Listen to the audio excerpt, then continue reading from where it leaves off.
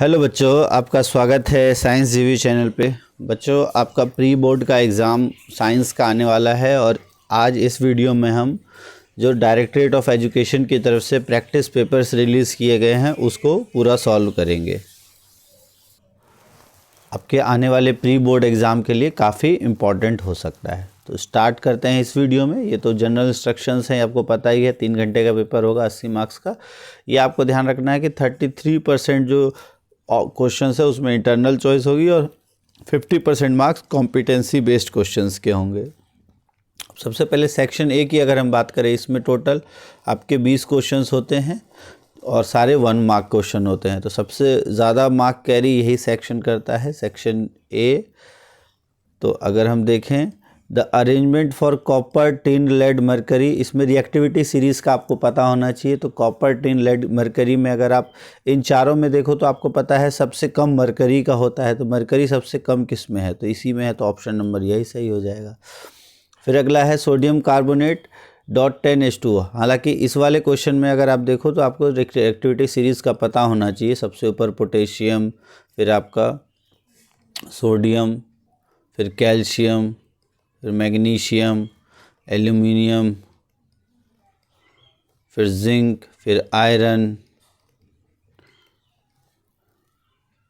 फिर उसके बाद टिन, फिर लेड के बाद है आपका हाइड्रोजन, उसके बाद कॉपर, फिर है आपका मरकरी और फिर सिल्वर और फिर गोल्ड। तो ये ऑर्डर है, आपको ये याद होना चाहिए। तो सेकंड है सोडियम कार्बोनेट .10H2। तो ये सोडियम कार्बोनेट .10H2 एक इसका फॉर्मूला आपको पता है वॉशिंग सोडा का। बेकिंग सोडा का आपको पता होना चाहिए, इसका हो जाता है NaHCO3 और ब्लीचिंग पाउडर का होता है CaOCl2। ये आपको ध्यान है। Baking powder, baking soda plus tartaric acid. Third है which of this disease is not sexually transmitted. तो इनमें से कौन एसटीडी नहीं है? सिफिलिस है, हेपेटाइटिस, HIV एड्स, गोनोरिया। तो इसमें आंसर हो जाएगा हेपेटाइटिस। ये जो है वो सेक्सुअली ट्रांसमिटेड डिजीज़ नहीं है। नेक्स्ट है which statement is true for reflection of light. तो रिफ्लेक्शन ऑफ लाइट के लिए क्या सही है? The angle of incidence and reflection are equal. तो ये पहला स्टेटमेंट ही हमारा बिल्कुल सही है। तो आगे देखने की ज़रूरत ही नहीं है, हालांकि बाकी सब गलत ही होंगे आपके। फिफ्थ है Anuradha adds barium hydroxide to hydrochloric acid. तो बेरियम हाइड्रोक्साइड होता है आपका BaOH2 और हाइड्रोक्लोरिक एसिड होता है HCl। तो इन दोनों को जब ऐड करेंगे तब हमारा बनेगा barium chloride, white coloured barium chloride BaCl2 plus water. तो अगर आप देखो तो ये BaCl2 प्लस 2H2O, लेकिन अगर आप यहाँ ध्यान से देखो तो यहाँ Cl2 तो यहाँ आना चाहिए। तो ये वाला गलत है हमारा। तो सही आंसर हो जाएगा आपका ये वाला। यहाँ 2 हाइड्रोजन प्लस 2 हाइड्रोजन, 4 हाइड्रोजन हो गए यहाँ पे। 2 × 2 4, ऑक्सीजन 2, क्लोरीन 2, Ba आपका 1। तो ये बैलेंस्ड है। नेक्स्ट है a person can not see distinct object kept beyond 2 metre. तो 2 मीटर से ज़्यादा नहीं देख पाता है तो उसको कौन सी डिजीज़ है? उसको है मायोपिया, जब उसको दूर का ना दिखाई दे। और मायोपिया को करेक्ट करने के लिए करेक्टिव लेंस आपको पता है कौन सा इस्तेमाल होता है? That is concave lens. और कॉनकेव लेंस का पावर होता है नेगेटिव, ये आपको पता होना चाहिए। तो पॉजिटिव वाले ऑप्शन तो पहले ही आप हटा दो। अब बचा है आपका 2 मीटर का है। तो फोकस अगर 2 मीटर पे रखना है तो 1/2 को जब आप करोगे तो 0.5 आंसर आएगा। और कॉनकेव है तो -5, तो ये आंसर आ जाएगा। फिर है which of the following event in mouth cavity will be affected if salivary amylase is lacking in saliva. अगर सलाइवरी अमाइलेज सलाइवा में लैक करेगा, कम होगा, तो क्या नहीं होगा? तो सलाइवरी अमाइलेज का काम क्या होता है? स्टार्च का ब्रेक डाउन करना। तो स्टार्च का ब्रेकिंग डाउन जो है इफेक्ट होगा। तो ऑप्शन नंबर ए जो है इसका सही आंसर हो जाएगा। 8th है which of the following is neutral salt. तो न्यूट्रल सॉल्ट या तो weak acid plus weak base से बनता है या फिर strong acid plus strong base, ये आपको पता होना चाहिए। इन दोनों से आपका न्यूट्रल एसिड बनता है। तो इनमें अगर देखें हम NH4Cl, तो ये तो HCl और NH4OH से बना है। ये किससे बना है आप इसमें सब में लिख देता हूँ ताकि देखो ये NH4OH प्लस HCl, ये जो बना है आपका ये बना है CH3COOH प्लस NH4OH। ये आपका बना है CH3COOH प्लस NaOH। और ये बना है आपका Na2CO3, ये बना है आपका HCO3, H2CO3 प्लस NaOH। तो अगर हम देखें ये आपका है वीक, इस केस में जो NH4OH की अगर हम बात करें तो ये है आपका वीक बेस और ये है स्ट्रॉन्ग एसिड। तो इसका जो सॉल्ट बनेगा वो कैसा होगा, जो एसिडिक सॉल्ट, ये एसिडिक सॉल्ट बनेगा। अगर हम इसकी बात करें, यहाँ पे ये वीक एसिड है, acetic acid plus strong base है, तो ये जो बनेगा वो बेसिक सॉल्ट बनेगा। यहाँ अगर हम बात करें तो ये भी आपका स्ट्रॉन्ग बेस है, वीक एसिड है, तो ये भी आपका बेसिक सॉल्ट बनेगा। बस एक ऑप्शन बचता है जिसमें ये भी वीक एसिड है और ये वीक बेस है, और इन दोनों के कॉम्बिनेशन से बनेगा हमारा न्यूट्रल सॉल्ट। तो इसका आंसर हो जाएगा CH3COONH4। नेक्स्ट है the magnetic field inside the long straight solid carrying conductor. तो मैग्नेटिक फील्ड जो है, अगर आप एक लॉन्ग सॉलिड जो सोलेनॉइड है जब करंट कैरी करता है, इस तरीके का सोलेनॉइड होता है, जब इसमें से करंट जाता है तो इनसाइड जो है सारी लाइंस पैरेलल होती हैं और मैग्नेटिक फील्ड जो है सब जगह इक्वल रहती है, तो इसलिए सेम होगा at all point. Inside, outside अगर पूछा जाए तो ये टुवर्ड्स पोल ज़्यादा होंगी और अवे फ्रॉम पोल जो है वो कम हो जाएगी, ये आपको ध्यान रखना है। नेक्स्ट है C3H8। तो C3H8 बिलोंग्स टू विच, तो फॉर्मूले से अगर आप देखो CnH2n+2 के फॉर्मूले में फिट हो रहा है, और ये फॉर्मूला किसका होता है, एल्केन का, तो इसका सही आंसर हो जाएगा alkenes. Next, which of the following represents voltage. अच्छा, इसमें ही ध्यान रखना, ये आपका एल्केन का, एल्काइन का फॉर्मूला क्या होता है, CnH2n-2, एल्कीन का होता है CnH2n, साइक्लो एल्केन का भी होता है CnH2n। तो जब CnH2n के फॉर्मूले में आएगा तब आपको देखना पड़ेगा कि कौन सा है, वो डिपेंडिंग अपॉन स्ट्रक्चर्स और बाकी चीज़ों के हिसाब से। नेक्स्ट है which of the following represents voltage. Voltage का मतलब क्या होता है, तो आपको पता है वोल्ट, या जिसे हम पोटेंशियल डिफरेंस कहते हैं, वो क्या होता है, वर्क डन अपॉन में चार्ज। ठीक है, अब यहाँ चार्ज का तो एक वर्क डन इंटू चार्ज है, ये नहीं होगा। Work done into time by current, तो अब अगर हम Q को देखें, आपको Q क्या होता है, Q is equal to IT, ये आपने पढ़ा है। तो अगर Q की जगह IT ले लेते हो तो W/I/T हो सकता है, मतलब करंट इंटू टाइम, तो करंट इंटू चार्ज ये आपका गलत हो जाएगा। W by current into charge, work done by current into charge, ये गलत हो जाएगा। वर्क डन इंटू चार्ज, ये भी गलत है। Work done into time by current, तो अगर हम देखें तो इन चारों में से कोई भी हमारा सही ऑप्शन नहीं होगा। यहाँ चार्ज की जगह पे टाइम आना चाहिए था, वही सही ऑप्शन होगा। तो ऐसे क्वेश्चंस हो सकता है जिसमें चारों में से कोई भी ऑप्शन आपका ठीक ना हो, तो ये वर्क डन अपॉन में करंट इंटू टाइम, ये सही आंसर था, ये गलत आपको ऑप्शंस दिए हैं। नेक्स्ट है which of the following is the formula of butanoic acid. अब आपको पता है ब्यूट है तो ब्यूट का मतलब 4 कार्बन, ओइक है मतलब जो अंतिम कार्बन है वो C+OH के रूप में होगा। तो अगर हम देखें तो 4 कार्बन और अंतिम, जब सबसे पहले COH देख लो तो इसमें भी है, इसमें भी है अंतिम में, इसमें भी अंतिम में नहीं है बट बीच में है, और इसमें भी अंतिम में है। तो ये अगर देखो लास्ट में है, और ये 1 2 3 और 4 कार्बन, तो यही हमारा आंसर हो जाएगा। फिर है यूनिट ऑफ इलेक्ट्रिक पावर। तो इलेक्ट्रिक पावर P होता है आपका वोल्टेज इंटू करंट, तो वोल्टेज का आपका यूनिट होता है वोल्ट और इसका होता है आपका एम्पियर, तो इसको आप वोल्ट एम्पियर भी कह सकते हो। तो ये भी सही आंसर है, तो वोल्ट एम्पियर।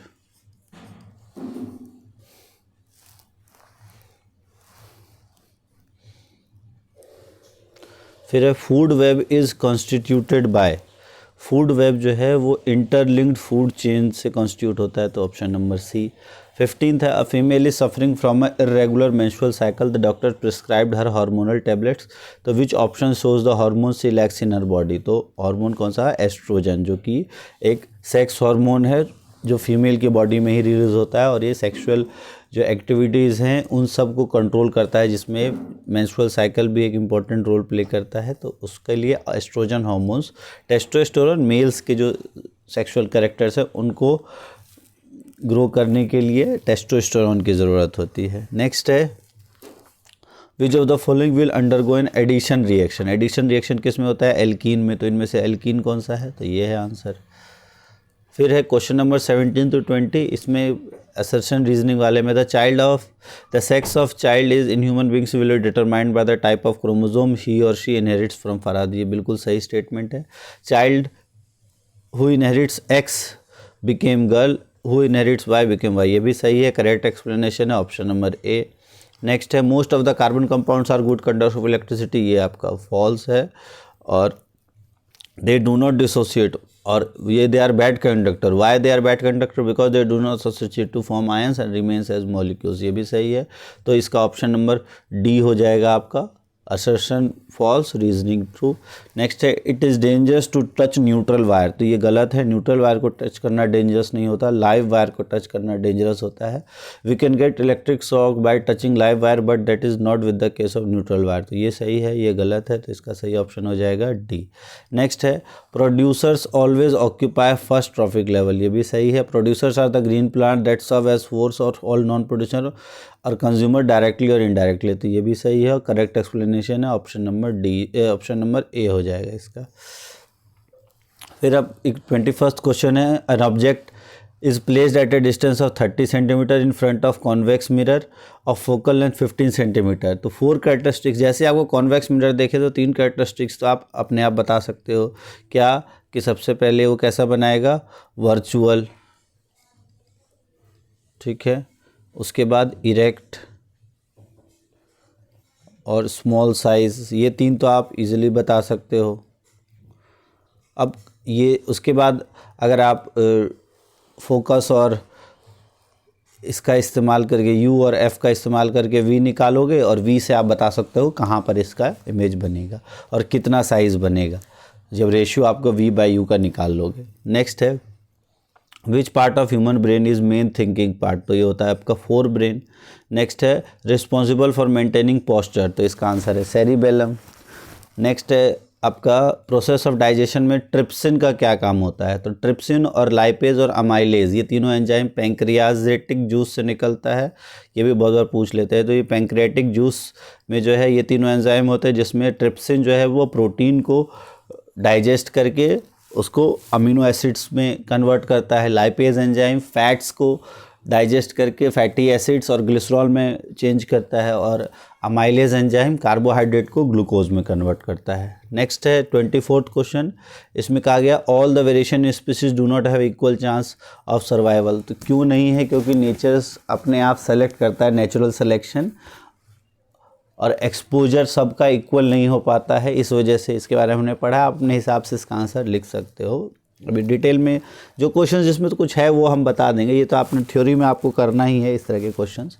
नेक्स्ट है Mendelian experiment consisted of breeding pea plant bearing violet with white, तो आपको पता है इसमें वॉयलेट जो है वो डोमिनेंट कैरेक्टर है, वाइट जो है वो रिसेसिव कैरेक्टर है, और F1 प्रोजनी में सारे कौन से होते हैं? डोमिनेंट, तो F1 प्रोजनी में सारे हो जाएंगे वॉयलेट। अगर F2 प्रोजनी पूछेगा तो उसमें फिनोटाइप होगा 3:1 का, 3 वॉयलेट और 1 आपका वाइट होगा। नेक्स्ट है पोटेशियम क्लोराइड को सिल्वर नाइट्रेट के साथ मिक्स किया गया है और इनसॉल्युबल वाइट सब्सटेंस फॉर्म होगा। Right the chemical reaction involved also the type of chemical reaction, तो पोटेशियम क्लोराइड है आपका KCl और सिल्वर नाइट्रेट होता है आपका AgNO3। जब इन दोनों को आप रिएक्ट कराओगे तो क्या बनेगा? ये आपका बन जाएगा potassium nitrate KNO3 plus silver chloride, और इसमें जो सिल्वर क्लोराइड फॉर्म होता है वही एक आपका वाइट कलर का इनसॉल्युबल प्रेसिपिटेट होता है, ठीक है। और ये रिएक्शन जो है डबल डिस्प्लेसमेंट और प्रेसिपिटेशन रिएक्शन दोनों होता है। नेक्स्ट है 26th क्वेश्चन, ये VI का ग्राफ दिया है, तो इससे आप क्या इन्फर कर सकते हो? तो इससे हम ये इन्फर करते हैं कि V is directly proportional to I। Next law कौन सा है यहाँ? तो वो है आपका ओम्स लॉ। इतना इजी क्वेश्चन है आपका, बहुत इजीली आप कर सकते हो। नेक्स्ट है name a device that use to maintain a potential difference, तो सेल और बैटरी जो है वो पोटेंशियल डिफरेंस को मेंटेन करके रखता है बाय केमिकल रिएक्शंस के थ्रू। नेक्स्ट है the sequence of events that occur when a plant is expose to unidirectional light leading to bending of growing shoots also name the hormone, तो आपको पता है जब प्लांट्स जो है वो डायरेक्शनल लाइट में एक्सपोज हो जाते हैं, मतलब जिस तरफ से सन आ रही है उस तरफ ये बेंड कर जाता है। और ये बेंड क्यों करता है, किस हार्मोन की वजह से, तो इसका नाम है आपका ऑक्सिन हार्मोन की वजह से। और ये जो प्रोसेस है इसको हम कहते हैं फोटोट्रॉपिज्म, ठीक है। तो ये इसको आपको थोड़ा सा और डिटेल में लिख देना था। नेक्स्ट है linear magnification produced by spherical mirror is +3, analyse this value and state the type of mirror. तो सबसे पहले आपका स्फेरिकल मिरर है, और मिरर में प्लस का मतलब होता है इरेक्ट इमेज और 3 टाइम्स। तो इरेक्ट का मतलब हो गया आपका वर्चुअल, तो वर्चुअल, इरेक्ट और एनलार्ज्ड, ये तीनों सिर्फ एक ही मिरर बता सकता है, दैट इज कॉनकेव मिरर। तो मिरर कौन सा है, कॉनकेव मिरर। कॉन्वेक्स मिरर हमेशा वर्चुअल इरेक्ट बताता है, बट वो हमेशा डिमिनिश्ड बताता है, ये आपको ध्यान रखना है। सिर्फ कॉन्केव मिरर ही एक ऐसा है जब P और F के बीच आप ऑब्जेक्ट को रखते हो तब आपका वो एनलार्ज इमेज बताता है। नेक्स्ट है पोजीशन ऑफ ऑब्जेक्ट, वही सेम P और F के बीच आपको रखना है और इसका आपको रे डायग्राम बना देना है। जो फिजिक्स का कंप्लीट रिवीजन वाली वीडियो है उसमें हमने खास बताया है आपको कि किस तरह के जो रे डायग्राम्स वो आपके एग्ज़ाम में आ सकते हैं, उसको ज़रूर देख लेना, उसका लिंक मैं डिस्क्रिप्शन बॉक्स में दे दूंगा। नेक्स्ट है a concave mirror has a focal length of 20 centimetre, at what distance from the mirror should a 4 centimeter tall object so be placed so that forms an distance at a distance of 30 centimetre from the mirror. तो ये आपका V दिया हुआ है, ये आपका F दिया हुआ है, U निकाल लेना है आपको मिरर फार्मूला इस्तेमाल करके। कॉनकेव मिरर है तो F आपका नेगेटिव हो जाएगा, U हमेशा नेगेटिव, V जो है आपका ये भी नेगेटिव ही है इस केस में। तो आपको यहाँ पर U निकाल लेना है और साइज़ से आप साइज़ कैसे निकाल लोगे, जो मैग्नीफिकेशन होता है मिरर के केस में हो जाता है -V/U, तो उससे आपका साइज़ भी निकल आएगा। नेक्स्ट है बैक्टीरिया और fungi are called decomposer because they decomposes the organic materials, and जो आपके ऑर्गेनिक मटेरियल्स है ये डेड बॉडीज़ है उनको डिकम्पोज कर देते हैं, that's what they are called decomposers. उनको स्मॉलर प्रोडक्ट्स में, स्मॉलर कंपाउंड्स में ब्रेक डाउन कर देते हैं। नेक्स्ट है लिस्ट 2 रीजंस। तो पहला रीज़न तो होता है कि हमारे एनवायरनमेंट को साफ़ रखते हैं, और दूसरा कि जो साइकिल है, न्यूट्रिएंट साइकिल है, उनको मेंटेन करके रखने का एक बहुत इंपॉर्टेंट रोल प्ले करते हैं डिकम्पोजर्स। 30th है grapes hanging on the plant do not ferment but after being plucked from the plant they can be fermented. तो आपको पता है फर्मेंटेशन हमेशा होता है एनारोबिक कंडीशन में, तो आपको इसमें बताना था कि एनारोबिक कंडीशन के कारण ही फर्मेंटेशन होता है, और ये किस प्रकार का चेंज है, तो that is a chemical change. Next है current of 10 ampere flows through a conductor for 2 minutes. 2 minutes का मतलब सेकेंड्स में हो गया आपका 120 सेकेंड्स, ठीक है। अब 10 एम्पियर करंट है तो ये I हो गया, ये आपका T हो गया। चार्ज आपको निकालना है तो Q = IT।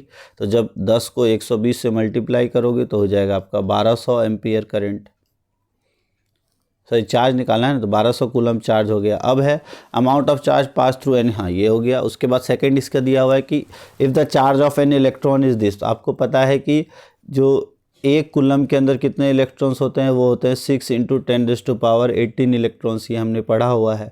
आपको पूछा है 1200 के अंदर कितने होंगे, तो इसको 1200 से मल्टीप्लाई कर दोगे, 1200 × 6 तो हो जाएगा 12×6 = 72, 7200 × 10⁻18 इलेक्ट्रॉन्स, और साइंटिफिक नोटेशन में लिखोगे तो 7.2 × 10⁻21 इलेक्ट्रॉन्स हो जाएगा इसका आंसर। नेक्स्ट है रोल ऑफ मेटल और रिएजेंट। तो यहाँ पर जो निकल है इसका रोल क्या है, ये एज ए कैटलिस्ट यूज़ कर रहे हैं जिस पे हाइड्रोजन जाके एड्जॉर्ब होके और ये रिएक्शन में पार्ट लेके और फिर रिएक्शन को जल्दी करवा देता है। नेक्स्ट है कंसनट्रेटेड H2SO4, ये यहाँ एज ए डिहाइड्रेटिंग एजेंट की तरह काम कर रहा है और इसमें से वाटर रिलीज कर दे रहा है। एल्कलाइन KMnO4, ये एज ए ऑक्सीडाइजिंग एजेंट यहाँ काम कर रहा है और इसको ऑक्सीडाइज कर दे रहा है।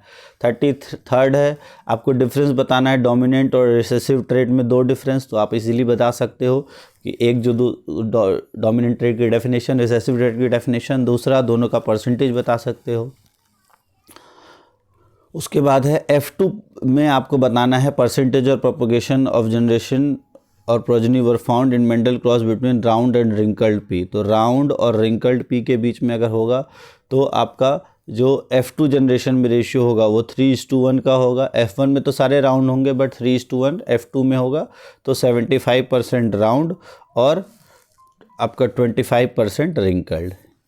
नेक्स्ट है 34th क्वेश्चन, आपको 3 टेक्निक्स बतानी है जिससे प्रेगनेंसी को प्रिवेंट किया जा सकता है। तो जो प्रेगनेंसी प्रिवेंशन के जो टेक्निक्स हैं इसमें आपके 4-5 आपने पढ़े हैं, जिसमें बैरियर मेथड, फिर उसके बाद आपने पढ़ा है मेडिसिन या पिल्स की हम बात करते हैं, फिर तीसरा IUCD, और IUCD जो है वो स्पेसिफिकली सिर्फ फीमेल्स के लिए होता है, और चौथा आपने पढ़ा था सर्जरी। तो जो इसमें पूछा गया विच of this technique is not meant for mails, तो मेल्स के लिए बिल्कुल नहीं है, वो है IUCD। उसके बाद how do the use of this technique have a direct impact, तो डायरेक्ट इम्पैक्ट कैसा होगा, एक तो रिप्रोडक्टिव हेल्थ मेंटेन रहता है, सेक्सुअली ट्रांसमिटेड डिजीजेस होने से बच जाता है, और जो फैमिली प्लानिंग भी प्रॉपर तरीके से हो पाती है, तो प्रॉस्पेरिटी भी उसी तरीके से होगी। इसी पॉइंट्स के बेस पे आपको अपना आंसर लिखना है। उसके बाद है राइट डिफरेंस बिटवीन एसेक्सुअल और सेक्सुअल, तो सबसे पहला डिफरेंस, अगर मेन डिफरेंस क्या है कि इसमें 1 इंडिविजुअल, इसमें 2 इंडिविजुअल टेक पार्ट करते हैं, और कौन सा species likely to compare better chances, तो सेक्सुअल में बेटर चांसेस है क्योंकि वेरिएशंस उसमें ज़्यादा आने के चांसेस हैं, ये आप बता सकते हो। फिर है write the name of those part of flower which serve as same function, तो टेस्टिस जो है, जिस टेस्टिस में क्या होता है, स्पर्म का फॉर्मेशन, मीन मेल गैमेट का फॉर्मेशन, और मेल गैमेट का फॉर्मेशन प्लांट में जो फ्लावर है वो कहाँ पर होता है, तो दैट इज आपका एंथर्स।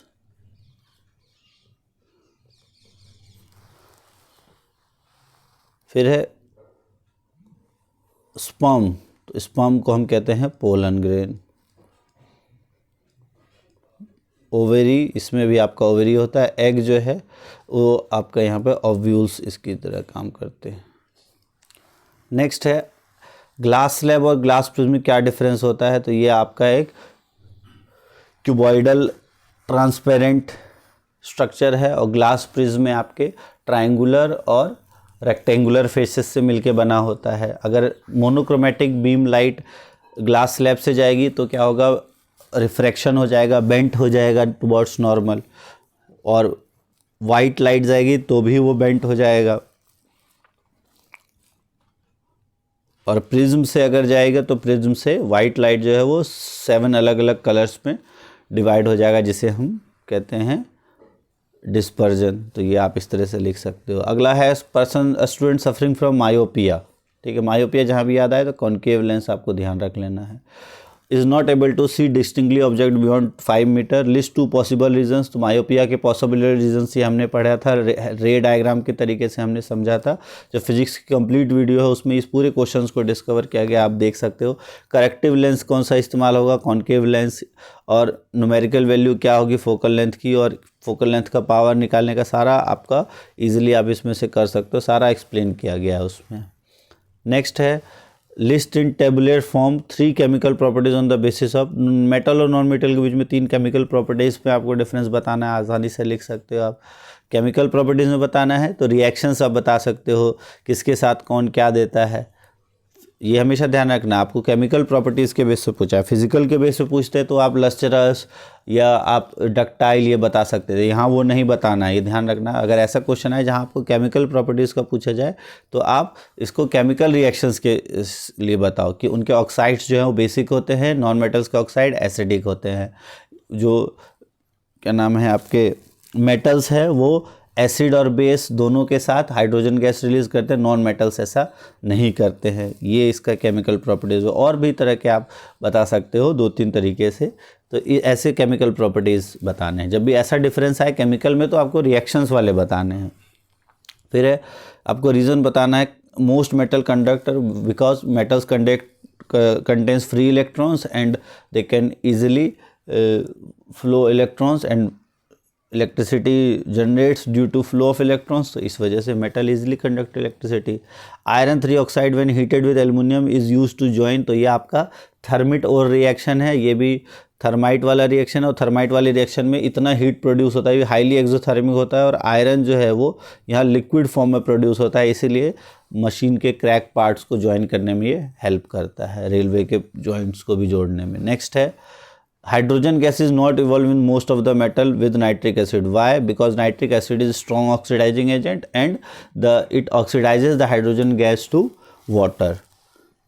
बस दो ही ऐसे हैं जो हाइड्रोजन गैस रिलीज करते हैं, दैट इज मैंगनीज और मैग्नीशियम, ये आपको ध्यान रखना है। यही दो ऐसे हैं जो नाइट्रिक एसिड के साथ हाइड्रोजन गैस रिलीज करवा पाते हैं। नेक्स्ट है zinc oxide is considered as amphoteric oxide because it acts as both acidic and basic nature. Metallic और एक और ऑक्साइड कौन सा है जो एम्फोटेरिक नेचर का होता है, that is aluminium oxide Al2O3। Next है मेटल कंडक्ट इलेक्ट्रिसिटी, वो यही सेम रीजन अभी हमने पढ़ लिया। Aluminium is reactive but it is still used for packing food articles because aluminium is reactive but it does not easily readily react with oxygen. तो ये oxygen के साथ रेडिली रिएक्ट नहीं करता जो बाकी मेटल्स कर लेते हैं, और ये बैरियर बना देता है from between food particles and the outside oxygen layer, और इस वजह से फूड हमारा जो है वो रेंसिड नहीं होता है। That's why we use aluminium foil. Next है कैल्शियम स्टार्ट फ्लोटिंग। तो ये अभी हमने पढ़ा है कि कैल्शियम और मैग्नीशियम ये दोनों फ्लोट करने लगता है जब वाटर उसके साथ ऐड किया जाता है। क्यों? क्योंकि जो हाइड्रोजन गैस जनरेट होता है वो इसके साथ जाके अटैच हो जाता है, क्योंकि ये हल्के होता है और हाइड्रोजन गैस अटैच होने के कारण इसको फ्लोट कराने लगता है। नेक्स्ट है a heart is a muscular organ as big as our fist. तो आपको बस ये बताना है name the vein that brings blood to the left atrium. तो लेफ्ट एट्रियम तक लंग्स से कौन लेके आता है, तो oxygenated blood, that is pulmonary vein. तो pulmonary vein, only vein that contains oxygenated blood. Next है मेंशन 2 कंपोनेंट्स ऑफ ब्लड। तो आरबीसी, डब्ल्यूबीसी, प्लाज्मा, ये सब आप कुछ भी इसमें बता सकते हैं। फिर है ventricles have thicker wall than atria. तो वेंट्रिकल्स के थिकर वॉल्स क्यों होते हैं? क्योंकि वेंट्रिकल्स को ब्लड को पुश करना होता है through out of the heart और अलग अलग बॉडी पार्ट्स तक जाने के लिए, that's why they have thick muscular wall. Veins में क्यों वॉल्व्स होती है? ताकि ब्लड का मिक्सिंग ना हो जाए और प्रेशर मेंटेन रहे, तो इसके बारे में हमने पढ़ा है। फिर है ब्लड सर्कुलेशन फिजिक्स में कैसा होता है, इसको आपको जस्टिफाई करना है। वहाँ डबल चैम्बर्ड हार्ट है वो तो अलग तरीके का सर्कुलेशन होता है, ह्यूमंस पे 4 चैम्बर्ड हार्ट है तो अलग तरीके का सर्कुलेशन होता है, ये आपको बताया गया है। आप जो लाइफ प्रोसेस वाला चैप्टर है उसको बहुत डिटेल में हमने समझाया है, उसका आप देख सकते हो, सारा कुछ आपको समझ में आ जाएगा। फिर है आपका यहाँ 3 सॉल्यूशंस है ABC, pH है 6 to 9, अरेंज करना है increasing order of hydrogen ion concentration. तो आप ABC का अगर देखें और pH है आपका 6 to 9, तो हाइड्रोजन आयन का कंसंट्रेशन जिसका pH सबसे कम है तो 2, फिर उसके बाद 6 और 9, तो इसका मतलब B, फिर उसके बाद है आपका A और फिर C, ये ऑर्डर हो जाएगा। नेक्स्ट है मोस्ट एसिडिक कौन सा है, तो इसमें मोस्ट एसिडिक है आपका B। फिर जो what happens when hydrogen ion concentration in A is diluted. तो डाइल्यूट करेंगे तो क्या होगा, उसका pH बढ़ जाएगा। नेक्स्ट है pH रेंज ह्यूमन बॉडी का क्या होता है, तो ह्यूमन बॉडी का 7.2 से 7.8 के बीच में होता है, हमने पढ़ा है। स्टमक प्रॉब्लम, एसिडिटी से अगर कोई सफ़र कर रहा है तो why solution of baking soda offered as remedy, because it is a base and it neutralizes the acid produced in stomach। Last question है आपको फ्लेमिंग्स लेफ्ट हैंड रूल बताना है, और अगर इलेक्ट्रॉन्स मैग्नेटिक फील्ड के अंदर राइट एंगल पे enter कर रहे हैं तो क्या डायरेक्शन होगा, तो आप लेफ्ट हैंड रूल के थ्रू इसको पता कर सकते हो। उसके बाद 2 डिवाइस बताना है जिसमें current carrying conductor and magnetic fields दोनों का यूज़ होता है। तो ये हमने 5-6 डिवाइसेस पढ़ी हैं, जो फिजिक्स की कंप्लीट रिवीजन वाली वीडियो है उसको आप देख लेना, ये सारे क्वेश्चंस आपके इजीली हो जाएंगे। तो इस तरीके से ये पूरा जो पेपर है ये हमने सॉल्व कर लिया। इसको आप जो क्वेश्चंस है उसको अच्छे से एक बार देख लेना, आपके एग्जाम पॉइंट ऑफ व्यू से काफ़ी इंपॉर्टेंट होने वाला है ये वीडियो। और ये practice papers directorate of education की तरफ से था, तो ये आपका प्री बोर्ड एग्ज़ाम और बोर्ड एग्ज़ाम में भी काफ़ी हेल्पफुल होने वाला है। तो इसको अच्छे से प्रैक्टिस कर लो, और फिजिक्स की वीडियो हमने बना दी है उसको आप ज़रूर देख लो, उसके डिस्क्रिप्शन बॉक्स में लिख दे दूंगा। और अगर आपको अच्छा लगे तो आप बताना, हम फिर बायो और केमिस्ट्री के भी इसी तरह के वीडियोस अपलोड कर देंगे। तैयारी करते रहो। Thanks for watching science JB।